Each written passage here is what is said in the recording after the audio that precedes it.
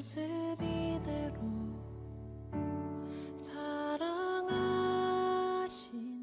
자, 오늘 2018년 마지막 주일 2부 예배인데요. 오늘 설교 제목이 천국을 삽시다 라는 제목입니다. 오래전에 제가 섬겼던 교회 한 집사님께서 그때가 이 부동산 경기가 막 뜨거울 때였는데요. 그때 그 집사님이 이런 말씀을 하십니다. 집을 사려면 갑자기 돌아가신 중국 노인분이 사셨던 집을 사야 됩니다. 이런 얘기하십니다. 갑자기 급사하신 돌아가신 그 중국 노인분이 사셨던 그런 집을 사야 됩니다. 제가 왜 그런가요? 여쭤보니까요. 연세 많은 중국 분들은 자기가 살던 집 벽 뒤나 마루 밑에 그 돈이나 이 폐물을 많이 감춰 놓는다고 합니다. 그러니까 귀중품 같은 것들, 이런 것들을. 그래서 그런 집을 사면 반드시 들어가서 벽을 뜯어보고 마룻바닥 열어보고 그래야 된다는 것입니다. 제가 어릴 때 그 외할머님하고 같이 살았는데요. 그 외할머님이 저 형제들 가운데 저를 굉장히 이뻐하셨습니다. 그래가지고 가끔씩 가지고 계셨던 사탕이나 예전에 여러분 500원짜리 지폐 아십니까? 동전 말고 그런 걸 이게 꼬깃꼬깃 접어둔 걸 이렇게 꺼내가지고 저한테 주셨는데, 그때 그 외할머님은 항상 한복을 입고 다니셨습니다. 근데 꺼내시는 곳이 어디냐면요, 저 속 깊은 주머니, 속 좁은 한쪽에 그걸 꺼내가지고 이렇게 500원짜리 종이돈이나 사탕을 주시면은 어김없이 그 사탕과 그 종이돈에는 할머니 그 냄새가 늘 배겨 있었습니다. 그러니까 한국 사람들은 어떤 중요한 물건, 감 나가는 것들, 이런 것들을 굉장히 가까이 두고 싶어 하는 그런 경향이 있지 않습니까? 그러니까 어떤 폐물, 소중한 것, 고가품 이런 것들, 보관하는 것, 간직하는 것, 이런 방식이 나라와 어떤 문화마다 다 다르다는 것 우리가 알 수가 있습니다. 오늘 본문은 예수님이 말씀하신 천국의 비유들 가운데 5번째 비유에 들어가는 내용인데요. 이 비유도 그 당시에 예수님 살았던 그 당시 문화와 그렇게 무관하지 않습니다.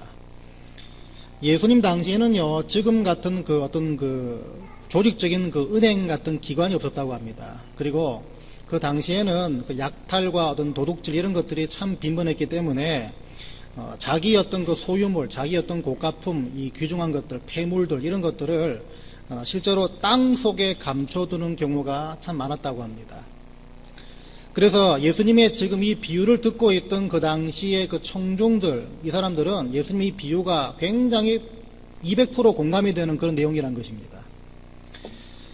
이 비유 속의 인물이 어떤 행동을 합니까? 이 남의 밭에서 보화를 발견합니다. 보화를 발견하는데 어찌된 일인지 그냥 안 가져가고 그냥 땅에 묻어둡니다. 여기 보면 숨겨뒀다는 표현이 있지만 정확히 말하면 이 묻어놨다는 표현이 맞습니다. 그냥 묻어뒀던 이유는요, 누군가 밭에서 일을 하다가 그 보물을 그 밭에서 발견하게 되면 그 보물의 주인은 발견한 사람이 아니라 그 밭의 주인 것이다라는 율법이 있기 때문이었습니다. 그래서 발견한 그 보물을 캐내지 않고 그냥 땅속에 묻어놓고 돌아갑니다. 자기 집으로 돌아가서 어떻게 합니까? 자기의 집 재산을 다 팔아서 그 밭을 사죠. 그러니까 그때부터 그 밭에서 발견되는 나오는 모든 이 어떤 보물들, 이것들은 뭡니까? 합법적으로 이 밭 주인, 이 사람 것이 된다는 말이겠죠. 얘기가 여기서 끝입니다. 한 절 말씀 끝인데 굉장히 단순한 얘기 같지만요, 이 비유 속에는 우리가 이 땅에서부터 이미 어떻게 하면 천국 같은 삶을 살 수 있는가, 이 땅에서 사는 천국 같은 삶은 과연 어떤 것인가라는 그 의미가 이 비유 속에 들어가 있습니다. 여러분, 이 비유에 따르면요, 이미 이 땅에서 천국 같은 삶을 살고 있는 사람들은 어떤 사람이라고 볼 수 있습니까? 바로 보화를 발견한 사람들입니다. 그런데 성경에서 말하는 보화는 누구입니까? 똑같네. 여기도 일부에도 그러던데, 질문하면요, 여러분, 하나님 아니면 예수 그리스도, 교회에서 질문하면 답이 그 둘 중에 하나입니다. 찍으면 돼요. 성경에서 말하는 보화는 누굽니까? 예수 그리스도시죠. 예. 제가 뭐 처음 말씀드리는 겁니까? 뭐 질문하면 둘 중에 늘 하나예요. 예수님 아니면 하나님, 그 둘 중에 하나인데 절대로 주저하지 마시고 답을 던지시기 바랍니다. 예수 그리스도가 보화인데요. 왜 그렇습니까? 예수님이 구원의 길이고 영생의 복이고 하나님의 자녀됨의 신분의 유일한 통로가 되기 때문입니다. 그래서 이걸 돌려 말하면요, 상대적으로 복되지 못한 사람은 누구인가? 누구겠습니까? 말 그대로 보화를 갖지 못한 사람이겠죠. 근데 이걸 보화를 갖지 못한 사람들을 다른 말로 얘기하면 어떤 말이 되냐면요, 보화를 봐도 보화가 보화인지도 모르고 보고 들어도 관심을 전혀 갖지 못하는 사람이 바로 보화를 갖지 못하는 사람, 복되지 못한 사람이라는 말과 똑같습니다. 왜냐하면 저 위에 올라가서 13절을 보시면요, 예수님께서 어떤 사람 과연 복이 없는 사람인가, 이걸 아주 직접적으로 말씀하시는데 뭐라 그럽니까? 보아도 보지 못하며 들어도 듣지 못하며 깨닫지 못하는 사람들. 그러니까 땅속에 감추인 보화를 봐도 들어도 깨닫지 못한다는 것입니다. 이 사람들이 복되지 못한 사람들이라고 정의될 수 있다는 것이죠. 자, 그러니까 이 땅에서 이미 천국 같은 삶을 사는 사람들은 어떤 사람들을 말합니까? 최소한 무엇이 귀하고 무엇이 귀하지 않은지를 분별할 줄 아는 사람. 그래서 무엇을 보고 무엇을 들어야 할지, 또 무엇을 보지 않고 무엇을 듣지 말아야 할지를 최소한 분별할 줄 아는 사람들이 이미 이 땅에서부터 천국 같은 삶을 사는 사람들입니다. 왜 그런지 아십니까? 저와 여러분의 지금 이 모습을 보면 알 수가 있습니다. 저와 여러분은요, 이 예수님께서 전해주신 이 복음이 참 귀하다는 것을 이미 분별했기 때문에 지금 이 자리에 나와 계신 것입니다. 하나님의 말씀이 여러분 인생에 비치고 여러분 발의 등이다, 이걸 알기 때문에 이게 분별이 돼서 이 예배의 자리, 말씀의 자리 앞으로 나오는 거 아닙니까? 최소한 분별이란 과정이 완성됐기 때문에 여러분들이 이 자리 앞으로 나온 거라는 것입니다. 예배가 무엇보다 더 귀한 것이라고, 어느 것과도 대체할 수 없다는 걸 이게 잘 알기 때문에, 이게 분별할 수 있는 능력을 여러분들이 받으셨기 때문에 지금 만사 다 제쳐놓고 이 자리로 나오신 거 아닙니까? 그렇죠? 다시 말하면요, 지금 여러분이 말씀 앞에 나와 이렇게 예배 드리고 있는 여러분의 결정과 선택이 분별의 과정으로부터 나온 열매라면 이 모습이 바로 지금 여러분들은 이미 이 지상에서부터 천국 같은 삶을 살고 있는 한 면을 보여주고 있다는 것입니다. 근데 여러분 가만히 생각해 보시면요, 이미 천국을 사는 성도분들, 그러니까 분별이 되는 성도분들, 이 삶을 살기 때문에 그분들한테는 마땅히 맺혀져야 하는 하나의 열매가 있습니다. 그게 뭔가 하면요, 정말 분별하고 있는 삶을 살고 있는지를 검증하는, 증명하는 방법이라고도 말할 수 있는데, 무엇을 보면 알 수 있느냐? 그 사람한테 확신이 있냐는 것입니다. 확신. 어떻게 보면요, 어떤 우리가 성경에서 말하는 어떤 믿음, 그 faith를 얘기할 때 좀 더 나아가는 단어가 뭐냐면요, assurance입니다. 확신, assurance. 제가 예전에도 말씀드린 적이 있는데, 오래전에 제가 다른 타주에서 목회를 하고 있을 때 한 번은 한인마켓 앞에서 교회 전도지를 돌리고 있었습니다. 근데 어찌된 일인지 한인마켓은 한인마켓인데 손님들이 거의 다 인도 분들이시더라고요. 그래서 한 80-90% 인도 분들이시고 한 10% 20% 정도가 한국 분이신데, 그 적은 인원 왔다 갔다 하는 그 와중에도 그래도 전도지를 드리려고 이렇게 부단히 나눠드리고 있는데, 한 여자분이 저 마켓 앞에서 이제 장을 마치고 나오시는 길이었습니다.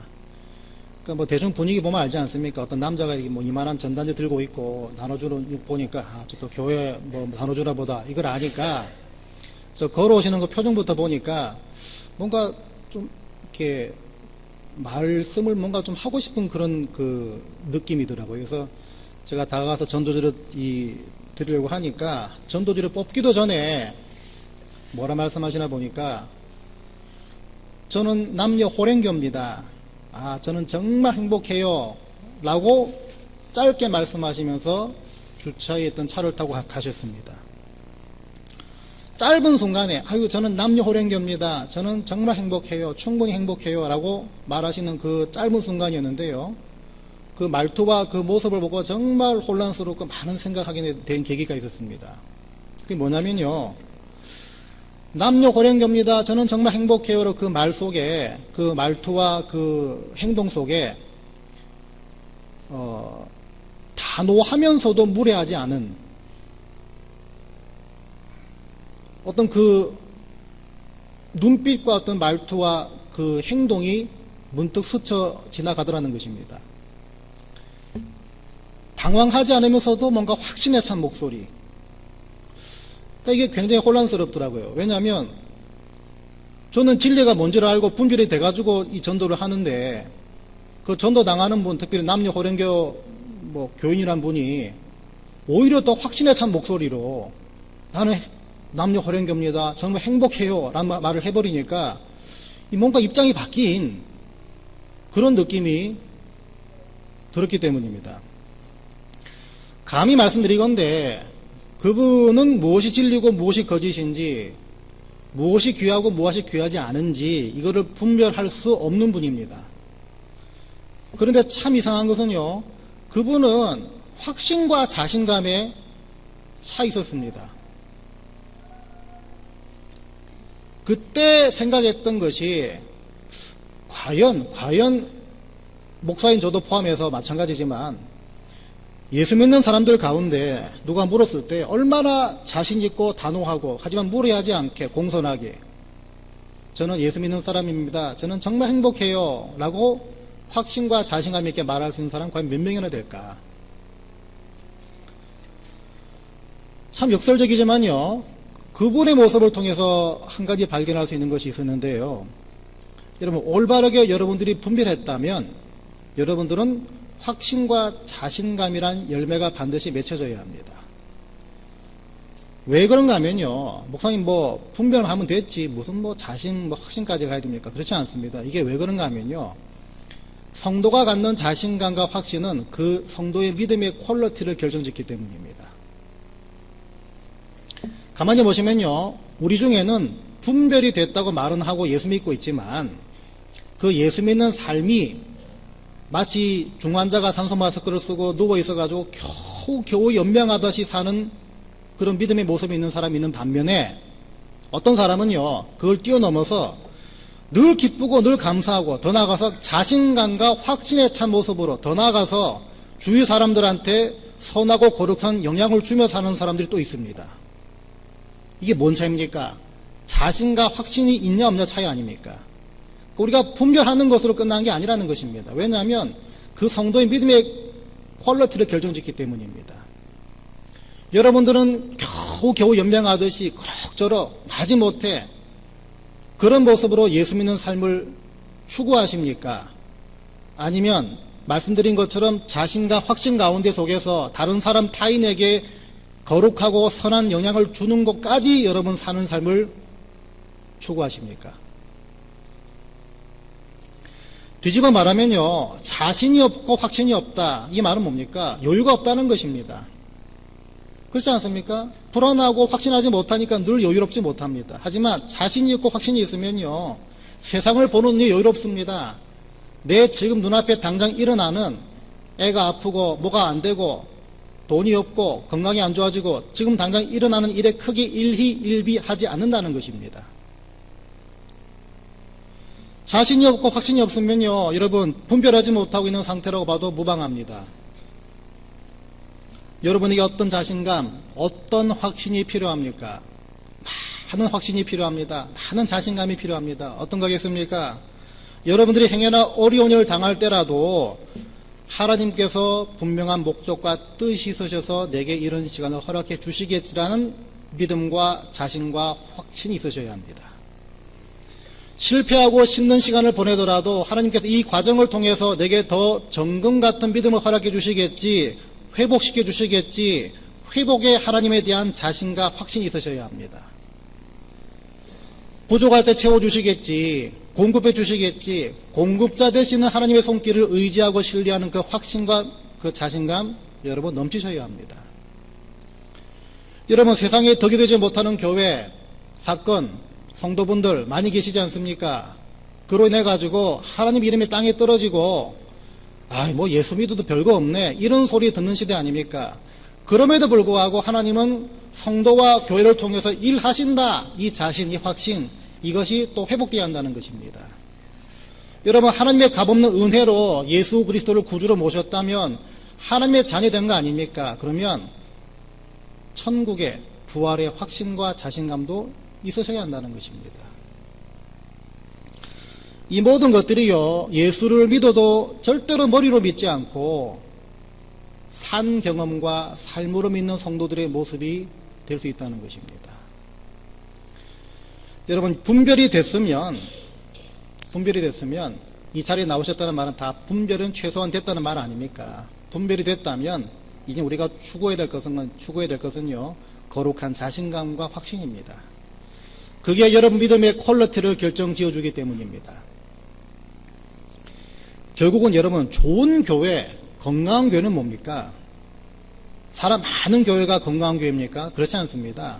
1000명, 2000명 모여도요, 자신감이 없고 확신이 없는 1000명, 2000명 모이면은 건강한 교회, 좋은 교회 절대 아닙니다. 건강하고 좋은 교회는요, 이런 종류 여러 가지 자신감의 샘플, 확신의 샘플을 많이 가진 성도분들이 주위 여러분들 둘러싸고 있는 교회가 좋은 교회, 건강한 교회라는 것입니다. 왜? 여러분들이 보고 배울 수 있기 때문입니다. 예수 믿는다고 하면서도 여러분 믿음에 확신이 없고 자신이 없으면 언제든지 주님으로부터 등 돌릴 수 있다는 사실에 여러분 깨어있게 되시기 바랍니다. 이제 거의 다 왔는데 막판에 여러분 등 돌리시겠습니까? 바라기는 주님이 주신 분별력으로 길이요, 진리요, 또 생명이신 예수 그리스도를 믿고 따른다면은 무엇과도 바꿀 수 없는, 배치할 수 없는 확신과 자신감으로 늘 하나님 앞으로 나오시기 바랍니다. 이러지 못한 삶을 지금까지 살아오셨다면, 믿기는 믿는데 불확실하다, 자신이 없다, 이러셔 오셨다면 이 해가 가기 전에 간구하시기 바랍니다. 하나님, 내 믿음이 있습니다. 하나님 자녀된 건 내가 믿음이 있습니다. 하지만 자신이 없습니다. 확신이 없습니다. 어떤 모양의 자신과 확신이 여러분 부족한지 다 아실 겁니다. 하나님, 그것을 내게 주시옵소서, 이 간구를 하시면서 하나님으로부터 그 자신과 확신을 갖게 되는 2018년 남은 날이 되시기를 주의 이름으로 부탁을 드립니다. 오늘 본문 다시 돌아와서요, 이 본문에 보면 보화를 발견한 사람이 돌아가서 자기 전 소유를 팔아서 그 밭을 샀다고 말하고 있습니다. 왜 그랬습니까? 뭐 당연하죠. 남기 때문입니다. 그래도 남기 때문입니다.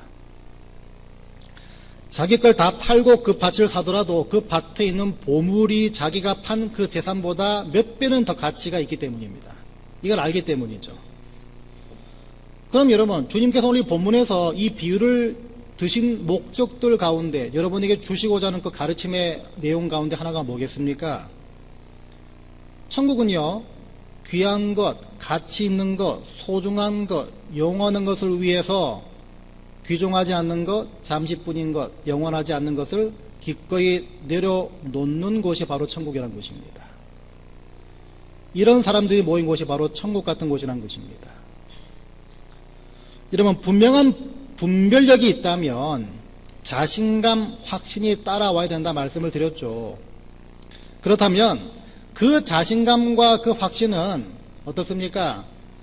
영원한 것을 위해서 잠시뿐인 것을 과감히 고민 없이 주저함 없이 내려놓는 순종과 적용이 늘 동반돼야 정상입니다.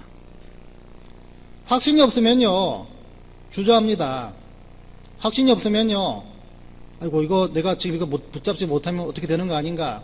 그래서 늘 잠깐뿐인 것에 눈이 돌아가기 마련입니다. 이런 가치관과 이런 믿음에 따라 살기 시작하는 가정, 다시 말해서 영원한 것을 위해서 잠시뿐인 것을 내려놓을 줄 아는 그 성도들이 많은 가정들이 생기면 그 사람들이 섬기는 교회는 바로 이 세상에서 많은 사람들이 찾고자 하는 보화가 될 수 있다는 것입니다. 우리가 믿음으로 살아갈 때 제일 많이 부딪히는 갈등, 어떤 그 어려움들이 무엇입니까? 가만히 보시면요, 제일 많이 부딪히는 갈등과 어떤 주저주저케 만드는 그 상황 뭔가 보면요, 영원한 것을 위해서 잠시뿐인 것을 내려놓는 그 결단의 과정 가운데 많은 주저함이 있습니다. 내려놓지 못하고 포기하지 않다 보니까 어떻게 됩니까? 많은 경우에 우리가 죄지게 됩니다. 하나님 살아계신 우리가 부정하게 됩니다. 늘 잠시뿐인 것에만 내 마음이 가다 보니까요, 하나님의 영광을 가리우는 그 선택을 많이 하게 된다는 것입니다.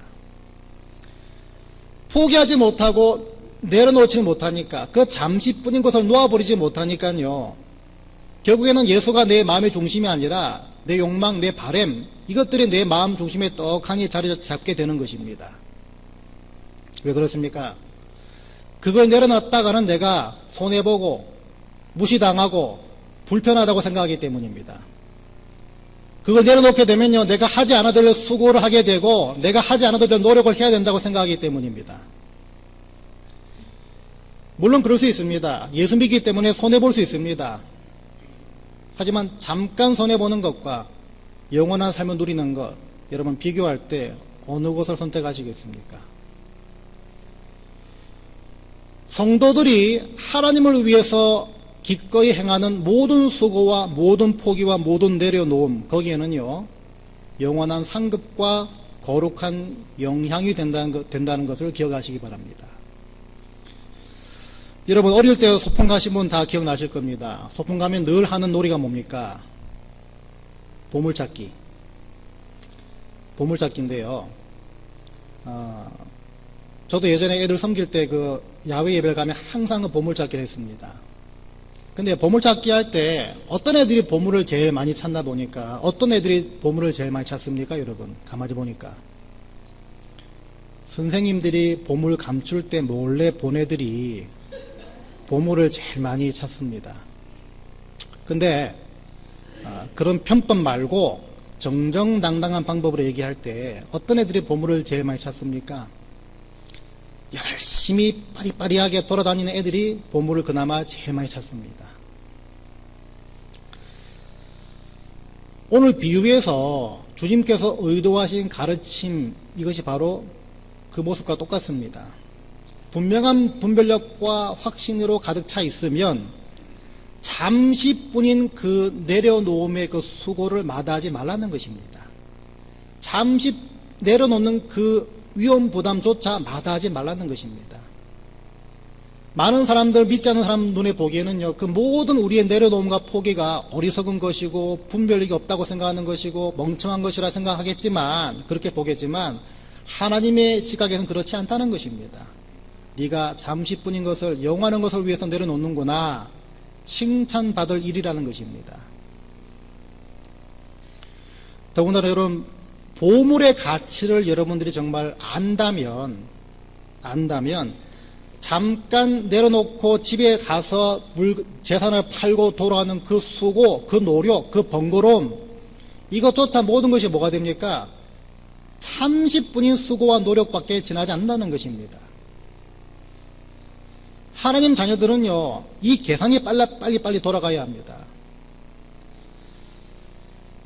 제가 오래전에 신학교에서 상상했던 목회와 현실에서 경험하게 되는 목회 어떤 그 갭이 너무 큰 바람에, 너무 차이가 많이 나는 바람에 어떤 회의감이 들었던 어떤 잠시 슬럼프를 겪은 적이 있습니다. 신학교에서 상상하던 목회는 어떤 목회였냐면요, 늘 이렇게 말씀을 전하고 성도들을 찾아다니며 같이 기도하고 거룩한 말씀을 준비하고 또 찬양하고 또 교회 안에서 우리 형제자매들과 함께 친교하며 하하호호, 어떤 이런 모습들이었는데, 제가 풀타임 사역자로 처음 부교육자로 섬기는 교회를 가서 거의 매일 했던 일이 뭔가 보면요, 그런 일이 아니었습니다. 누구 때문에 교회 못 나오겠다는 사람 찾아가지고 설득하고 얘기하고 상담하고, 또 젊은 학생들 같은 경우는 서로 둘이 잘 사귀다가 갑자기 깨지는 바람에 한 명 또 한국으로 가느니 마느니, 나 죽는다 안 죽는다 그러고, 그거 찾아가지고 그래 살면 안 된다 이런 얘기하고, 또 그 당시 섬겼던 교회는 쥐가 참 많이 나왔습니다. 매일 쥐 잡는 일.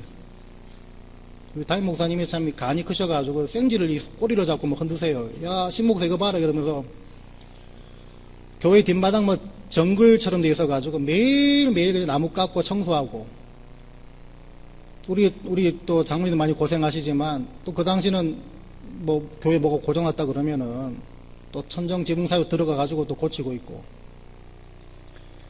그러니까 신학교에서 생각했던 상상했던 그런 목회와 현실의 목회가 너무 다르다 보니까, 야, 하나님 이 목회가 이게 뭡니까?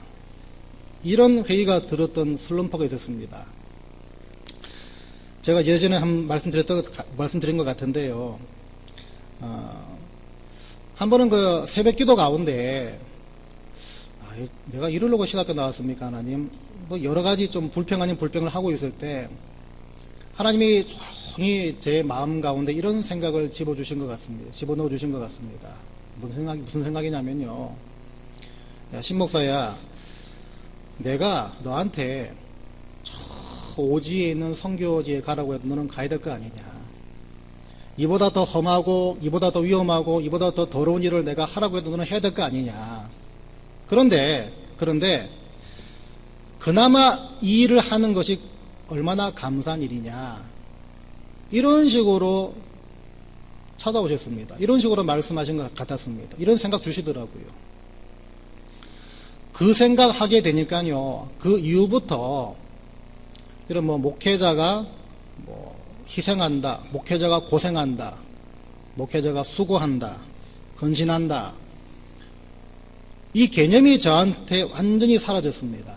왜냐하면요, 여러분, 헌신하고 희생한다는 것은요, 그러지 않아도 될 위치의 사람이 그렇게 할 때 해당되는 말 아닙니까? 근데 그 이후로는 저에게 있어서는요, 안 해도 될 일이 없게 됐기 때문이었습니다.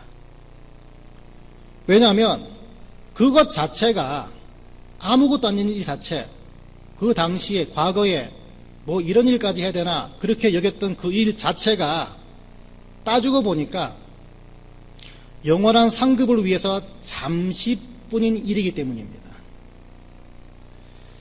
어떻게 보면요, 하나님의 그 크신 일을 아무것도 아닌 그 하찮은 일을 통해서 할 수 있는 기회라는 것입니다. 생각의 계산이 그렇게 되더라고요. 그래서 여러분, 귀하고 중요하고 영원한 것들을 분별해서 자신감과 확신 가운데 살아가는 것도 참 중요하겠지만, 그에 못지않게 더 중요한 것은요, 보화를 꾸준히 묵묵히 찾아 나서는 그 발걸음, 그 작은 수고, 하찮은 수고로 살아가는 것도 중요하다는 것입니다.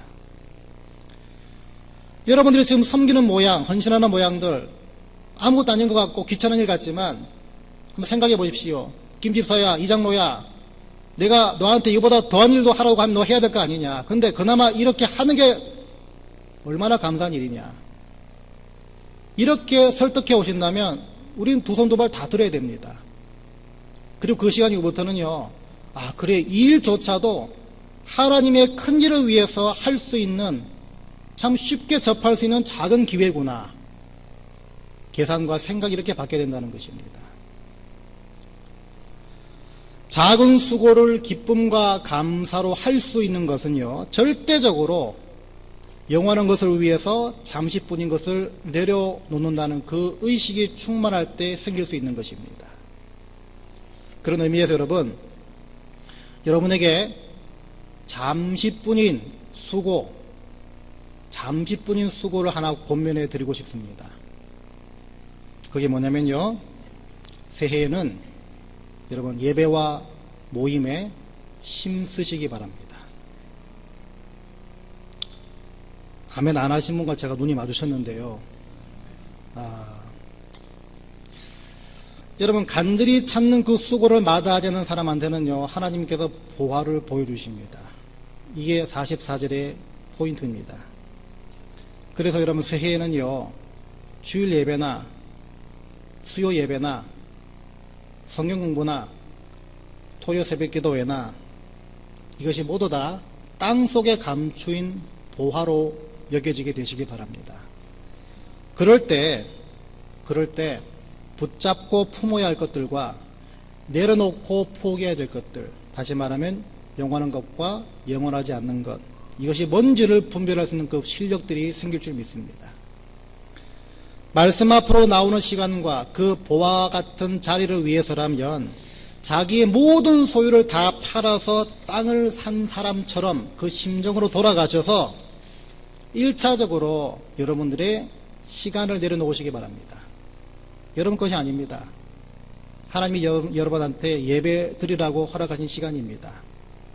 특별히 여러분, 제가 지난 언제 설교인지 말씀 기억이 안 나지만요, 우리가 습관이란 틀을 깨야, 익숙해져 있는 그 틀을 깨야 하나님의 행하신 일들을 우리가 볼 수가 있는 것입니다. 이거는요, 공식과도 같은 것입니다.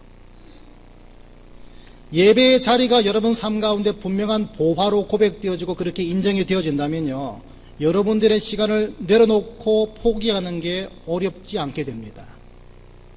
여러분들의 시간을 들여가지고 포기하면서까지 집에서 쉬고 싶다, 우리 애 좀 보살펴야 된다, 이걸 다 포기하면서까지 주님 앞으로 나온다는 그 말은요, 여러분이 소유하고 있는 모든 것들보다 하나님이 더 좋다, 하나님이 보배다, 이 고백과 마찬가지라는 것입니다. 예배 드리는 것보다 더 어렵고 더 귀찮은 일 주께서 부탁하시더라도 여러분 하셔야 되지 않겠습니까? 그렇다면 예배 드리면요, 작은 수고입니다. 말도 이상하죠. 예배 드림이 참 작은 수고입니다. 워낙 안 드리다 보니까, 안 드리는 분들한테 설득하다 보니까 이렇게 표현되어 있는데요,